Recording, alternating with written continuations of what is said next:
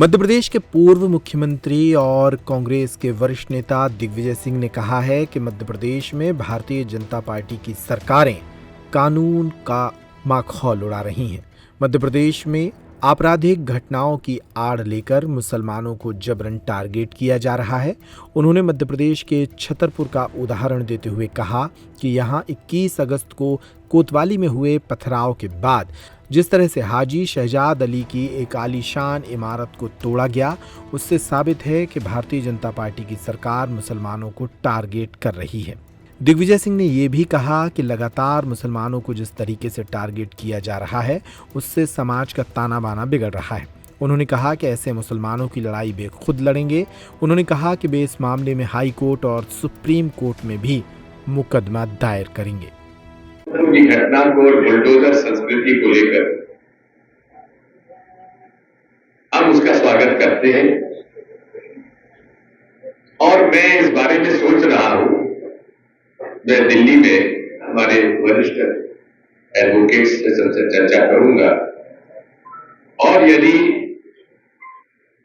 उचित रहा तो मैं माननीय सुप्रीम कोर्ट में जो मेरी PIL लगी हुई है उसके आधार पर इंटरवीनर बनने के लिए भी मैं आवेदन पेश करने के लिए विचार कर रहा हूं।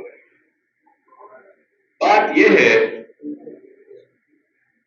भारतीय संविधान की शपथ ली जाती है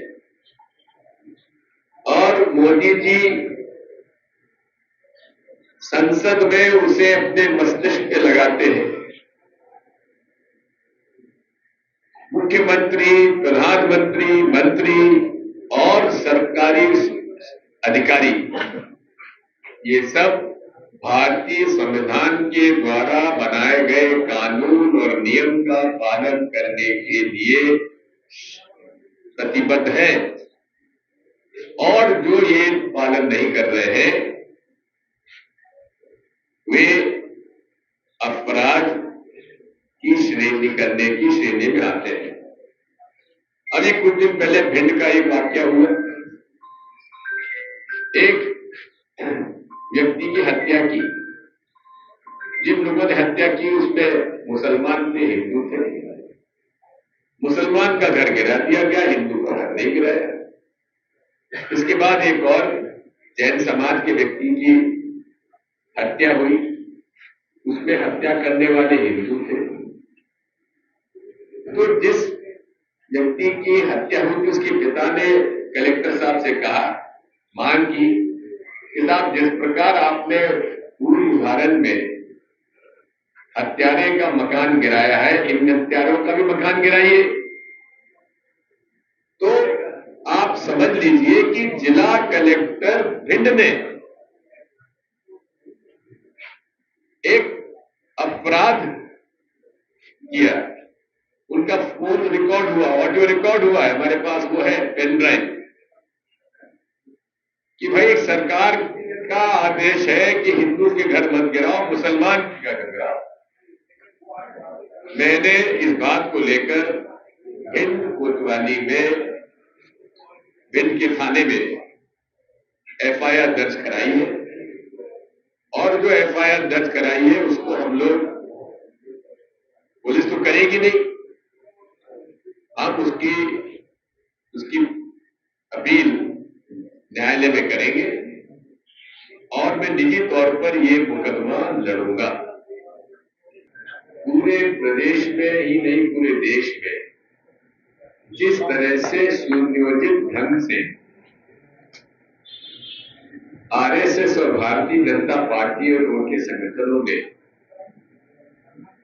जिस तरह से हिटलर ने यहूदियों को टारगेट बना दिया था कि जो यहूदियों को सपोर्ट करेगा वो एंटी नेशनल है, उसी से सीखकर RSS ने इस देश में मुसलमानों को एंटी नेशनल साबित करने के लिए और अपने विचारधारा को आगे बढ़ाने के लिए ये कुटिल प्रयास जिस प्रकार से अंग्रेजों ने हिंदू मुसलमानों को बांट कर राज करने का प्रयास किया, उसी से सीख कर ही आरएसएस, भारतीय जनसंघ और भारतीय जनता पार्टी ने देश में इस प्रकार का ये अशांति फैलाई है। बिना किसी प्रमाण के, बिना किसी तथ्य के जो बेदर्दी से लोगों के मकान तोड़े गए। आप खरगोन की घटना से लेकर छतरपुर की घटना का ले लीजिए।